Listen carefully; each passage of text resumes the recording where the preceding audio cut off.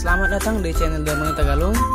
Jangan lupa subscribe, like, dan share kepada teman kalian. Terima kasih.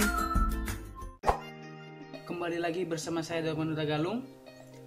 Sesuai dengan judulnya, pada hari ini kita akan membahas bagaimana pemrograman assembly pada microcontroller MCS 51. Bahasa assembly adalah bahasa pemrograman tingkat rendah yang digunakan dalam pemrograman komputer, mikroprosesor, dan microcontroller serta perangkat lainnya yang dapat diprogram.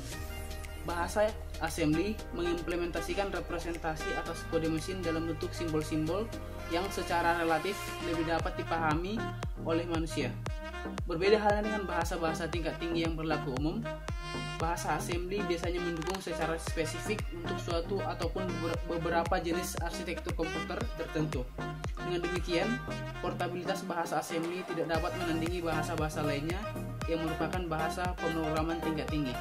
Namun, bahasa assembly memungkinkan programmer memanfaatkan secara penuh kemampuan suatu perangkat keras tertentu yang biasanya tidak dapat ataupun terbatas bila dibuat dengan menggunakan bahasa pemrograman tingkat tinggi. Program sumber dalam bahasa assembly menganut prinsip satu baris untuk satu perintah. Oke, sebelum kita lanjut, pertama-tama pastikan kalian sudah membuat rangkaian seperti berikut di Proteus. Kemudian kita buka MIDI, kita buat file baru, masukkan programnya seperti ini. Jika kita mengetikkan program seperti ini, jika belum tersimpan maka warnanya akan berwarna hitam. Kita simpan, save, buat nama, kita buat ekstensinya .asm atau assembly. Save. Setelah kita simpan, maka semua instruksi dalam program akan memiliki warna masing-masing. Oke, sekarang kita akan bahas yang pertama, instruksi ORG. Di sini dibuat ORG sama dengan 0. Itu gunanya untuk menempatkan alamat pada alamat 0. Kemudian selanjutnya kita masuk ke bagian move A. Jadi dalam assembly dikenal beberapa instruksi. Yang pertama adalah move. Fungsinya adalah untuk pengambilan data. Misalnya seperti ini. Kita punya data biner seperti ini, maka fungsi move adalah memasukkan data ini ke dalam variabel A. Kemudian kita lihat di sini move P1 sama dengan A. Data dalam A akan dimasukkan ke dalam P1. P1 ini adalah port 1 pada Proteus. Di sini port 1 pada AT89C52.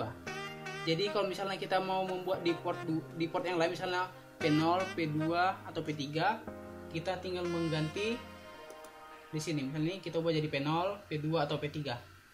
Kemudian kita panggil di sini dibuat call tunda, itu untuk memanggil subrutin tunda yang di bawah ini. Kemudian ada instruksi RLA. Jadi fungsi RL adalah untuk menggeser satu bit ke kiri.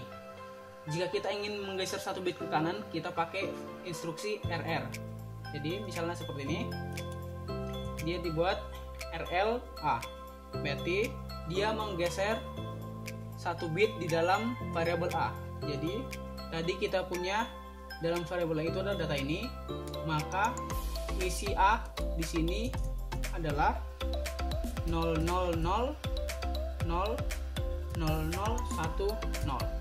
Di sini berubah dia, di sini awalnya 1 berada di paling ujung. Setelah kita RLA, maka angka 1 bergeser ke sebelah kiri. Begitu nanti kemudian sampai ke bawah, sehingga pada akhirnya nanti di sini A di akhir dia setelah kita RL sebanyak 7 kali, maka data di akhir adalah 10000000. Maka 1 akan berada di paling ujung. Kemudian dia memanggil ulang, maka kembali ke atas. Kemudian nanti programnya ini akan berjalan bolak-balik terus. Kita simpan, lalu dikompil.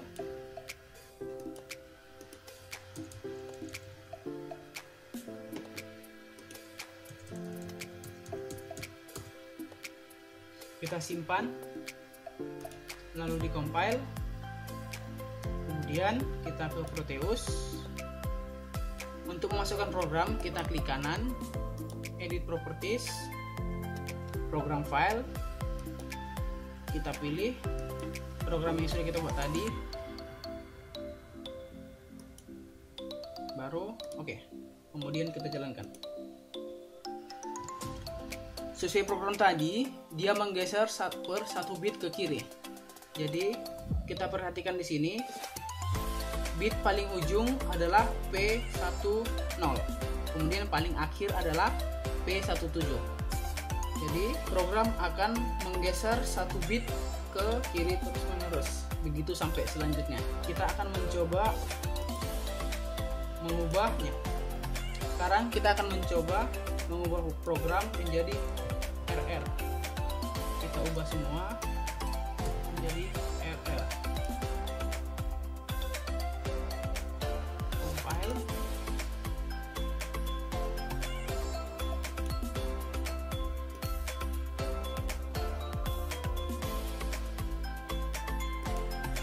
Kita stop dulu, baru di play lagi.